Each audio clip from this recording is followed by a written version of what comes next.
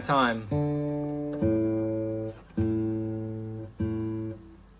Hey Ashley. Hey Craig.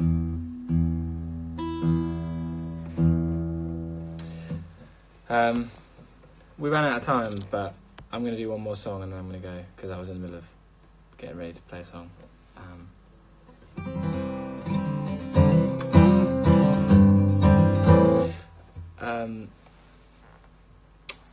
Sorry Jess, I didn't mean to interrupt you. Yeah, I thought I'd just do one more song then, because I've been on air for ages and I thought I should go to bed at some point. But thank you very much for keeping me company tonight. I've been a bit bored today, to be honest. I wasn't very productive. I wasn't as productive as I wanted to be. I didn't finish that song like I wanted to. So I thought I'd do some live streaming. So thanks for coming and hanging out with me. It wasn't sarky. I just always sound sarcastic and I never mean to. But now's the time for Skepta, as James Bush says. So yeah, I'll sing you one more song. All the kids are eating breakfast ready for you to sing. Okay. No pressure. Thank you so much. I'm going to sing... What am I in the mood to sing?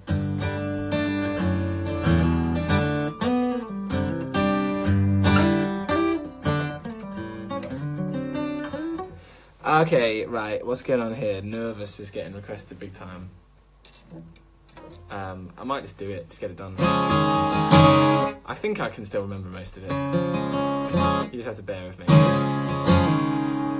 Oh my god, I forgot to learn that Charlie Simpson song. I'm so sorry, Lucinda. I will learn it. I love that song as well.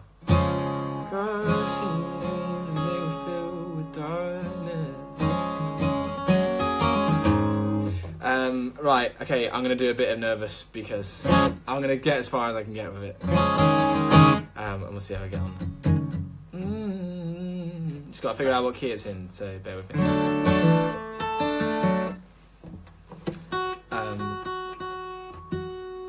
This is a song of mine called Nervous that I wrote with my friend Jason Clark, who's from Belfast. He's a fantastic songwriter.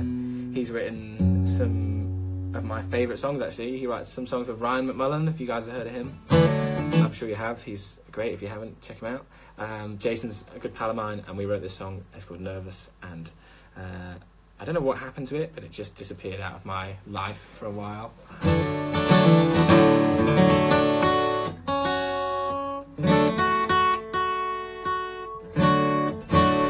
But yeah, we'll see how we go on.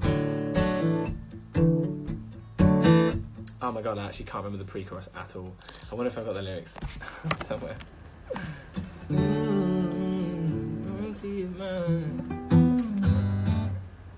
No, I literally can't remember the pre-chorus. Hang on, let me see if I've got the lyrics. I must have the lyrics somewhere. Oh yeah, here we go, I got it. Wait, he's right. I just saw like one of the lyrics and thought, yeah, that must be it. Okay. Thanks, James Bush. You played drums on this song, so you should know it. Right, I should know it because I wrote it, but here we go. I see it your way, you won't see it mine. Is it time to back down? Cause we're going nowhere, we're just losing time. Cause I'm trying to save it, it's all that I'm craving. The rules to stop changing.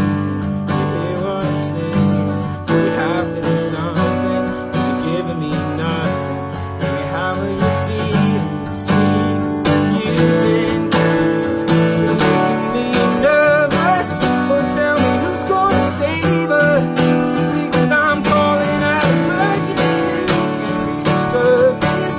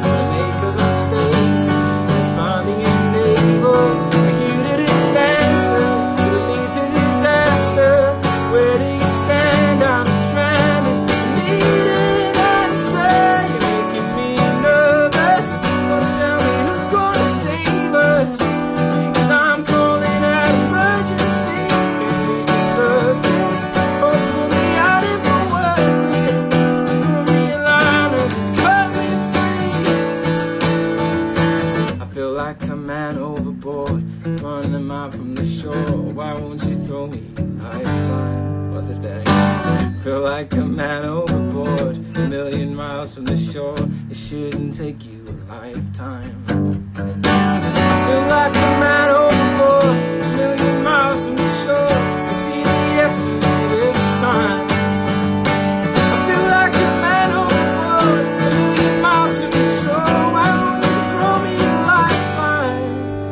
You're making me nervous. Don't tell me who's gonna save us. I'm calling out emergency. Please the surface. Oh, pull me out if we're worth it. Throw me a line and just cut me free. Make me nervous.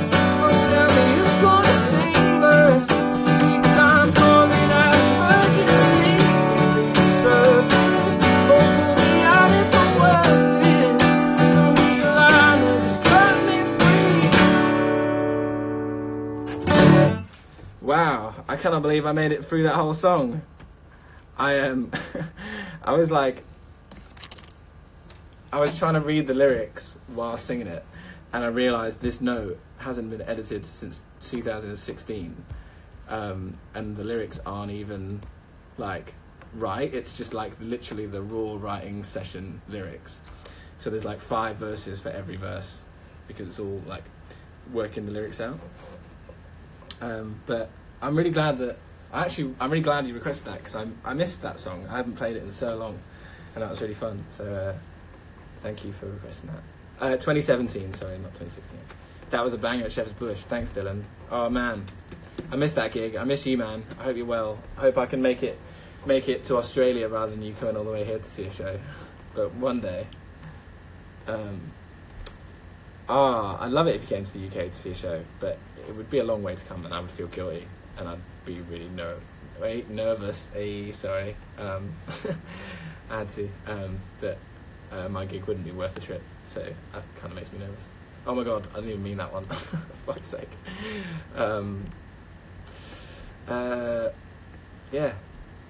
Any other requests while I'm here? Any other throwback songs? Okay, let's be real. I'm not going to do any of my first EP or second EP. Maybe I should because Charlie Mutko's saying it. Hey Charlie, hope you're doing good. That is proof that Joe is old. Yep, I still can't grow a beard. How crazy is that?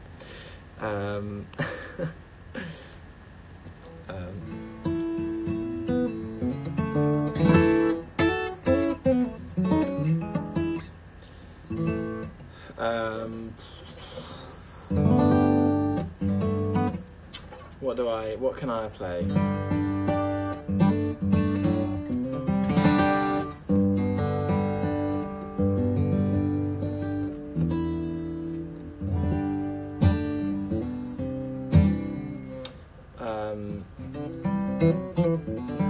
I'll be honest, I really don't want to play any of my first EP or second EP.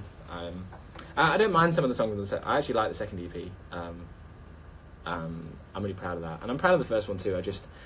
I don't want to play any of those songs. They're not really the vibe for what I want to do anymore. Like, I still stand up and I'm proud of those songs and the recordings and stuff. It's just I guess I feel like I've progressed quite a lot from there, and I get bored playing those songs, to be honest. I get bored playing It Won't Do, and Circles is a real throwback. But yeah, it's a fresh chapter for sure. But yeah, that's kind of why I took them offline and stuff. I did something beautiful on my Facebook Live, so Anna did I did drag you down earlier too, so I'm gonna there I've saved on my thing. So sorry to disappoint, but I did just play a song that I haven't played in 2 years, so I think that makes up for it a little bit.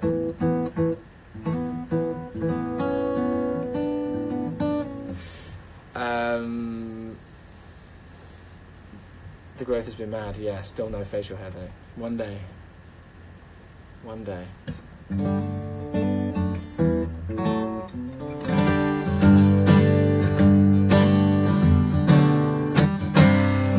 Why not leave them online? That's a good question. Well, basically, because my first EP had more plays on my Spotify than like all of my other songs put together.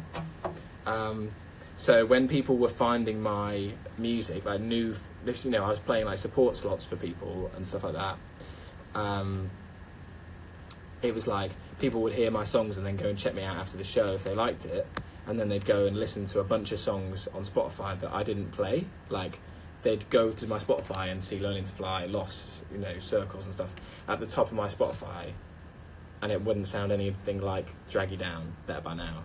So it was like it didn't like match up, and I wanted to accurately represent what I was making to people that were just finding it. Do you know what I mean? That's kind of the answer to that question as best as I can. It wasn't like a snipe at people or at my former self, like your old music was rubbish and this is what you're doing now. It's just like I wanted it to be easy to relate to people seeing me or like discovering my music now. Is there a topic you've been hesitant to write about yet? I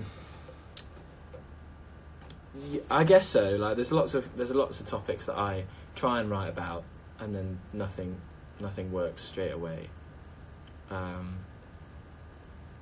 I guess like nothing like specific in terms of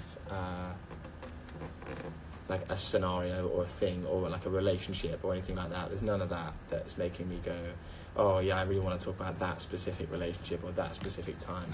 It's more like I write a lot of songs that are like my last EP, which is like the last 5 songs that I put out.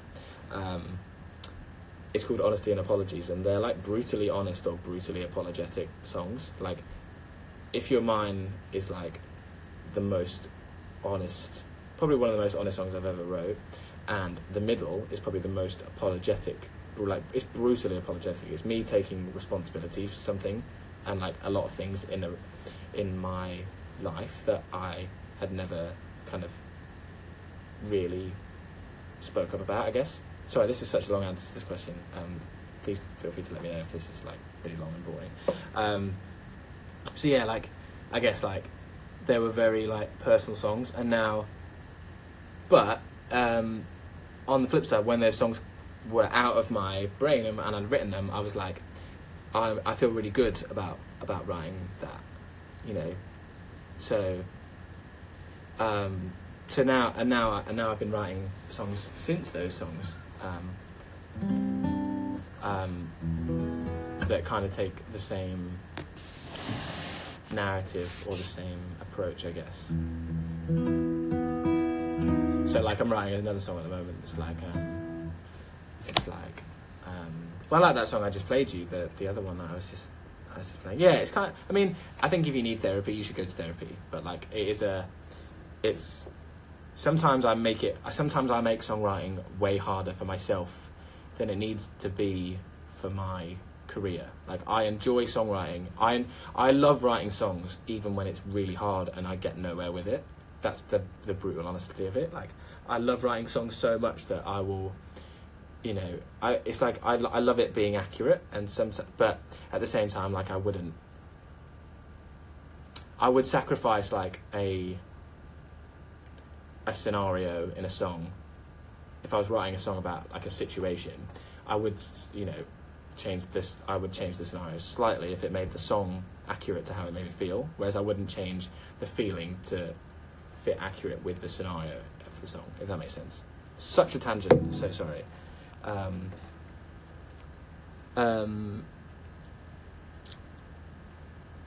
But to answer Jess's question, does that mean you're writing another song that's going to make me cry? Absolutely not what I'm doing, but maybe, very well maybe. Has a song changed its meaning to you since you've played it and released it? Yes, that's a good question too. I love these questions. I love this point of, I mean, it's Monday, it's Bank Holiday Monday in the UK, so like it's like basically Sunday. But I love these questions and I love this point of the night when we talk about stuff like this. Has the song changed its meaning to you since you played it and released it? Yeah, loads of songs have. Close to Home is a big one that's changed its meaning. Like it still means the same to me in the sense of like I do think about my mum, and I think about the amazing work that she's done and still does in different ways now, and the patients she took care of and the families of those people. And you know, I always think about the people who were in the video and the sharing. Like, that was such an emotional day when we filmed that video. I just cried so much, like, and I think so I still think about all that stuff, but I have other strings to that song from my own life that made me relate to it in a new way now, I guess. So yeah, there are songs that do that. Did you intentionally go down this path with your music, or did it just happen? What do you mean by this path? What's that question? Like, did you intentionally go down this path with your music, or did it just happen? It's a good question. I just want to answer it correctly. So, like, if you have like a more specific question, like within that, then let me know.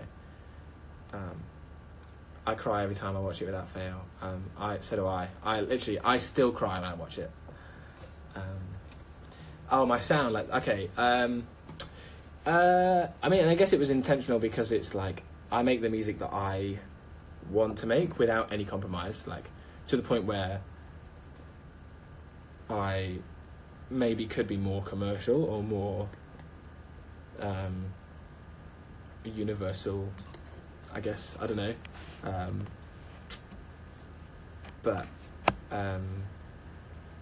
Yeah, so that it wasn't like I'm just trying to. So yeah, it was intentional that my music sounds the way it sounds, and it's changing all the time. Like, that's the most fun thing about it. It's like not every song gets the same. Like, I don't just like write a song and then go, okay, well, let's get those drums that we did, you know, on the last 5 songs, and then we're going to get the same guitars out and use the same approach for everything. Like, you know, if you put Drag You Down and Happy For You and Better By Now and If You're Mine and The Middle together and Something Beautiful and Close to Home, like, there isn't, you know, there's not really much stuff that, like, I don't know, I always try and change things and do things just to serve the song, I guess. Like, I don't really think about it to serve the artist project. I do it to serve the song that I wrote. And but because I'm the constant in all of those things, as in I wrote the songs and it's my feelings and my life, I guess, like on record, they and my music taste, like, I make music that I like, you know, without being like vain. I'm not like, oh my god, it's the best music ever, but I love it, you know. I love my music and I love the music I put out, so, and I think you should be proud of it. So I think that's why it kind of sounds, some bits sound similar, but it's an intentional choice in the sense that it's intentional because I like it, not because I'm trying to sound like something. I guess the only thing I'm trying to sound like is music that I like, if that makes sense. Annie, that is so sweet. Thank you so much. Amanda, I played Close to Home earlier, so when this is over, you'll be able to see in my live on my story. Do you ever write songs for a therapeutic release, but then keep it on purpose just to let go of a moment, and instead of releasing it? That's a good question. Yes. Yeah, I think I don't always finish the songs. Like, sometimes it's just like I just get something out of my system, I guess. Like, I'll like write a song.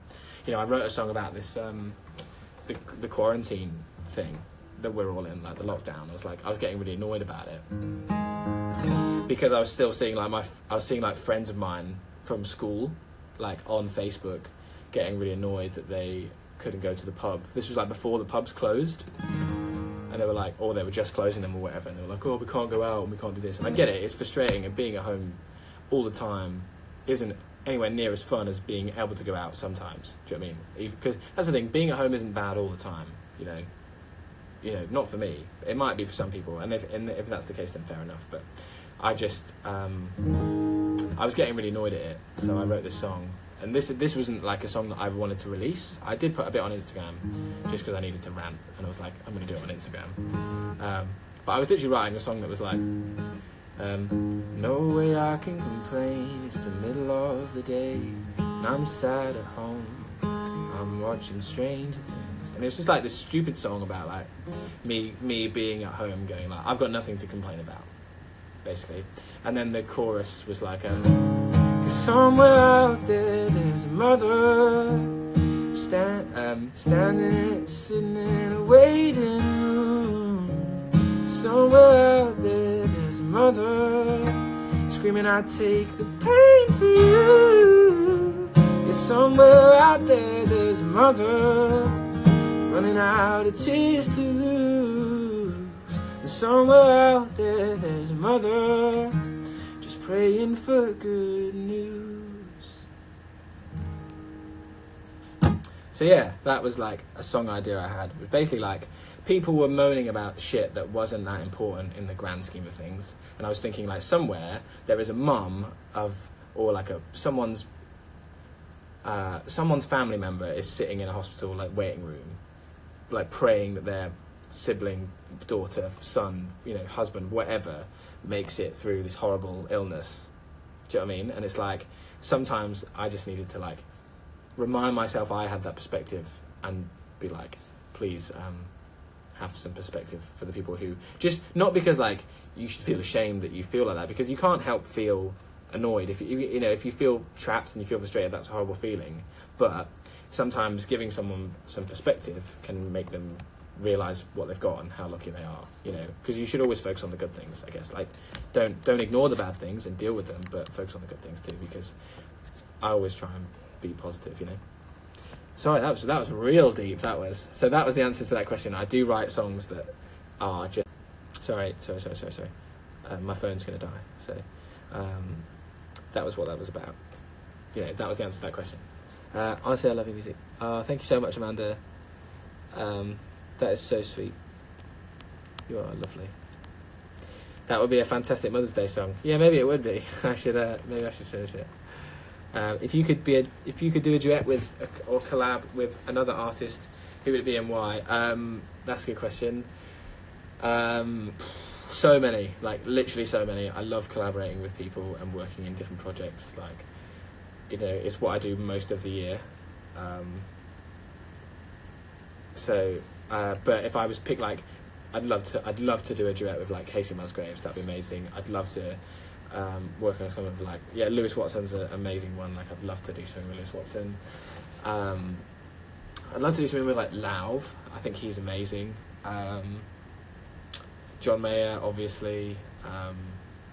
Everyone. Just anyone I listen to, I'd love to work with.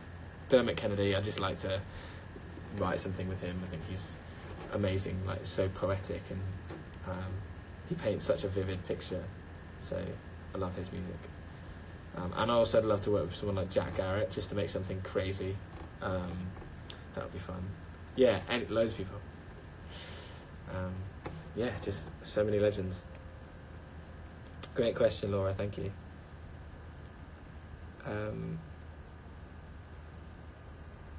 Just scrolling just in case I missed any questions that I didn't see. I don't think I did though. So if anyone's got any. Paolo Nutini, man, I would love. But yeah, where the fuck is Paolo Nutini? Like, the world needs him right now. I hope he's alright. I actually, it was so weird. Like, I had a thought like 2 or 3 days ago, and I was like, oh my god, has anybody checked on David Attenborough? I was like, he's a national treasure, and we need to protect him at all costs. How do you make up melodies for songs? Honestly, I just sing like random things until something sounds good. And I also like think about rhythm a lot when I'm writing melodies, because I'm like, I want it to still like have a groove, or if it's like I want it to flow without any music carrying it. Try to anyway. It doesn't always work, but I try. So that's kind of one way to think about melodies. And also I try to stay in my vocal range. That's a big tip. I write too many songs that are way too high and too low for me. Lord, yeah, oh my god, I'd love to write a song with Lord. What's your go-to for coping with anxiety? Endless videos of puppies on the internet. No, I mean, that's a pretty good way. I write a lot of things down. That's one thing, like, not just in songs, but like I write like endless notes of stuff on my phone about how I'm feeling. I'll write stuff in like, you know, I've got like song books that I write songs in, you know, that look like absolute messes most of the time. Let me show you an example. Like, I write things down a lot like this. It's just like a bit of a mess of writing songs that ends up being something. But I end up going on a bit of a tangent. If I've got something on my mind, I just spit it out. That's a good way to cope with things. Because that's like a step down from talking to someone.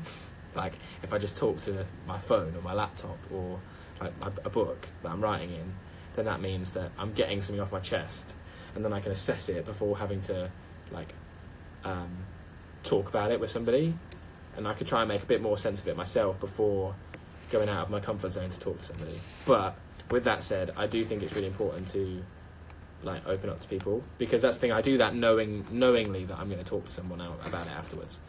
But I just try and make sense of it as much as I can in my own head first, if there's any way to do that. So yeah, and side point to that, if anyone ever like needs to vent about anything, like, and they're feeling shit about the world or whatever, like, then my DM's are always open, so just fire away, and I'm basically always awake, so don't feel like you've got no one to talk to, because you don't, so it's all good.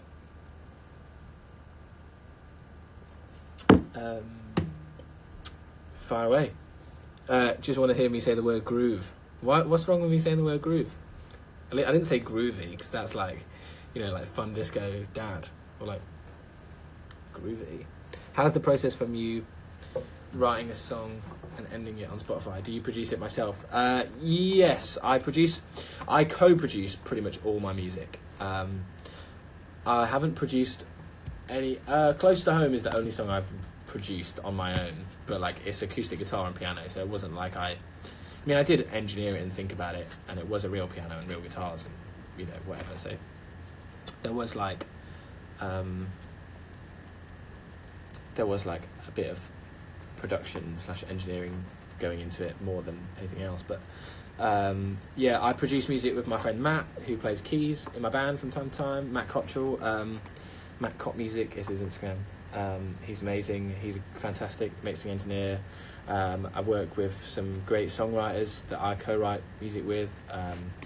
I've got some great co-producers that I bounce ideas off and I share things with. Like, I'm always working on stuff, and I'm always trying to get better at production, so I think the best way to learn is by learning from people who are better than you, and sharing what you have with them, and they'll share with you, and, you know, all that. So that's a good way to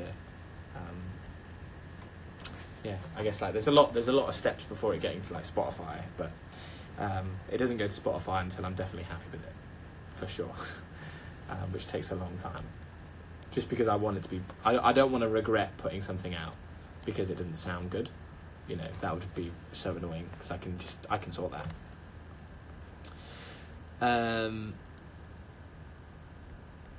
What have I missed? I just want to hear about if you got rid of that spider in the garage. No, I wouldn't bother that spider, because he might have like big cousins and they might come after me in numbers. Yeah, I have like this passageway back into my house from this room. So this room I'm in is like a little studio in my garden. It's like a big shed that I built last year.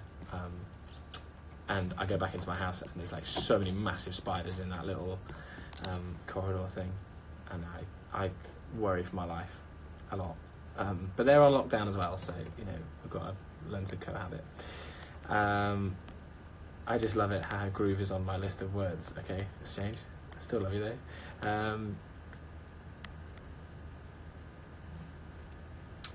You definitely never bother me by talking to me. That's one thing.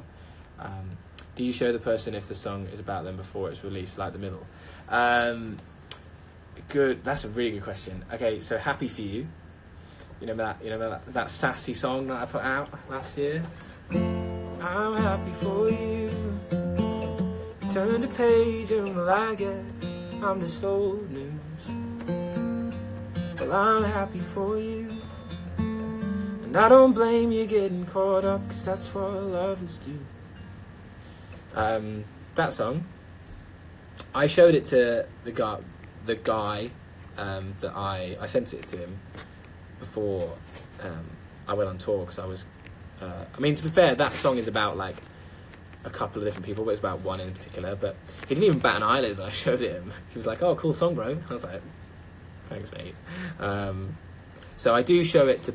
I do sometimes, but the middle I didn't, because the middle is about someone I don't speak to. So it was more like, that's what I would say if I spoke to them, and they've probably never heard it. But if they have, they obviously didn't want to talk to me about it. So it's a weird one, the middle. Like it's a very personal song. Do you know what I mean? It's like, for me to come out and say those things, you know, me taking responsibility, I guess. Hey Tim Jones, love you. Hey Paris, love you more. Sorry Tim, Paris wins. Thanks Mike. Loads of love, man. Oh my god, Paris and Tim are gonna have a fight, and I'm pretty sure Paris is gonna take Tim. To be fair, like Paris is well hard, so I wouldn't mess. She's from Coventry, so you know, well, ish. Sorry, I've outed you, Paris. People can find you now.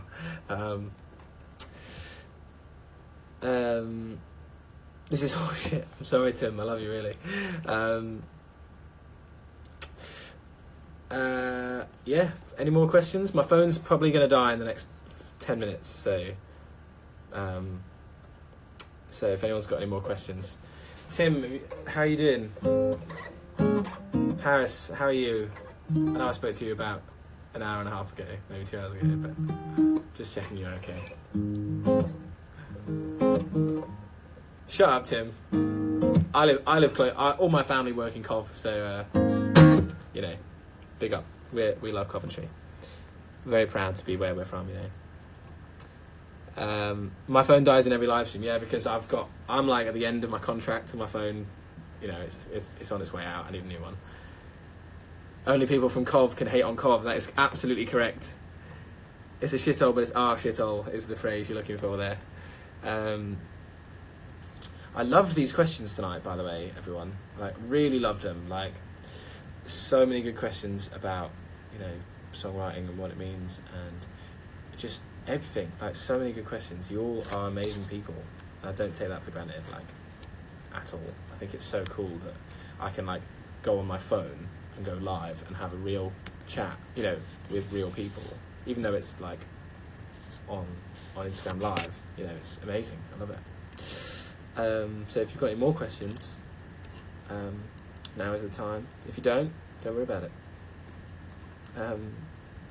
Maybe I'll sing one more song, and then I'll leave you to your beds, because it's 11:20 at night.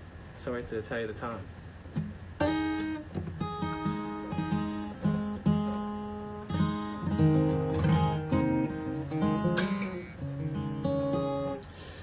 I think it's strange already tonight, so I missed that one. Maybe I will do. Oh, do you know what? I'm just gonna have a go at a song that I really like. It's a cover. Hopefully, yeah. Basically, I'd love to come back to Essex and play a gig. That'd be the dream. We'll come back. I miss Sharon. I miss the whole fam. So hopefully I'll get down. So okay, I'm gonna. Quick question there. Did you ever take singing lessons? I went to uni and did music. But I did college music performance, and then I did a degree in songwriting.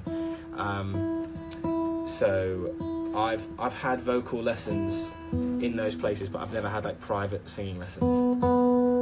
But I do recommend them, and I should definitely see a vocal coach, because I am limited with my singing. I miss Sharon, not showering. I had a shower this morning. I don't miss it.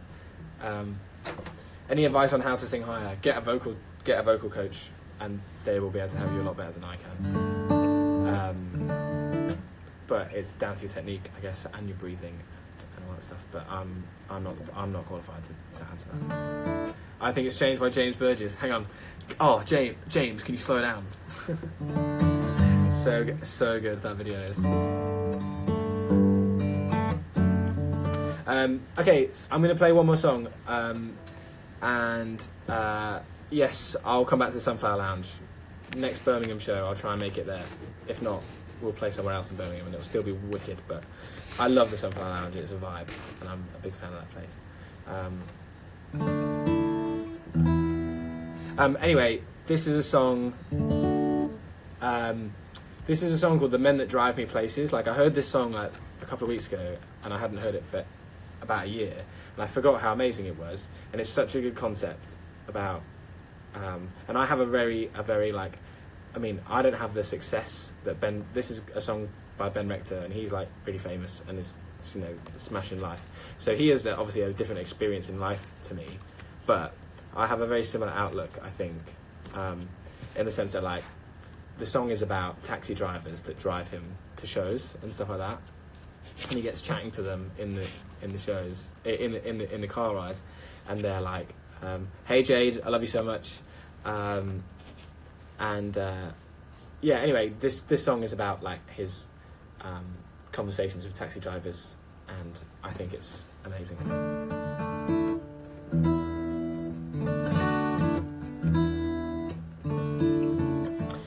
But yeah, I hope you enjoy it. I'll try not to mess it up. We'll see.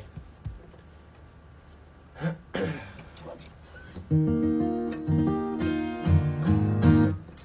love you so much, Jade. I miss you so much. Can't wait for this to be over so we can mastermind world domination. Guys, Jade has a podcast called VS Podcast. Go and listen to it. It's really good. If you care about mental health in the music industry, which I'm sure you all do because you're amazing people, it's well worth a listen. It's great. She's got some great guests. My friend Elliot Vaughan was on it. He's a great producer. Talking about migraines, because he suffers from migraines, and that was a really interesting thing for me to listen to because I've never had them. And it's just really interesting. The whole podcast is great. Jade is wicked, and you should all be standing her. Is what you should be doing, big time. And just back her because she's an angel and she deserves it. There's so many people in this chat who are real life angels, so I know that you'll all support Jade because you are all good people. Elliot, exactly, you know Elliot Vaughan, Tim P. Jones right there. Anyway, I'm going to sing this song. Sorry, I'll shut up and sing. I'm going to try anyway.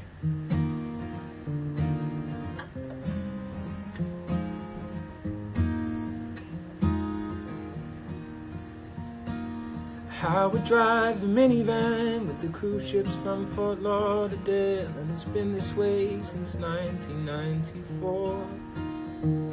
He does his business on a flip phone with the most obnoxious ringtone. I didn't ask, but I can tell he's from New York. He spoke proudly of his daughter, and that this fall she'd be in college, and that he always wished he got in his degree. You can tell he came from nothing, built a future out of hustling, and somehow I'm the one you people pay to see.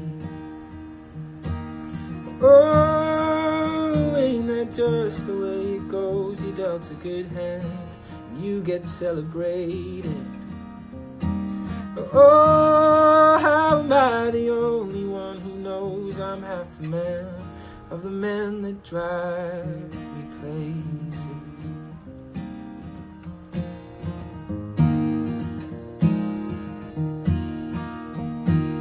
Danny showed up early, 15 minutes till 5:30, making sure that I'd be on my morning flight.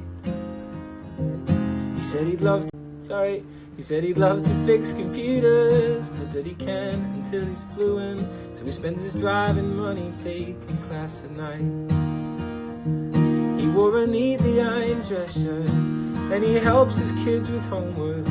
Deep inside I couldn't help but ask myself that night up on stage, everybody knows my name, while Danny's early picking up somebody else. Oh, ain't that just the way it goes? You dealt a good hand, you get celebrated. Oh, how am I the only one who knows I'm half the man of the men that drive me places?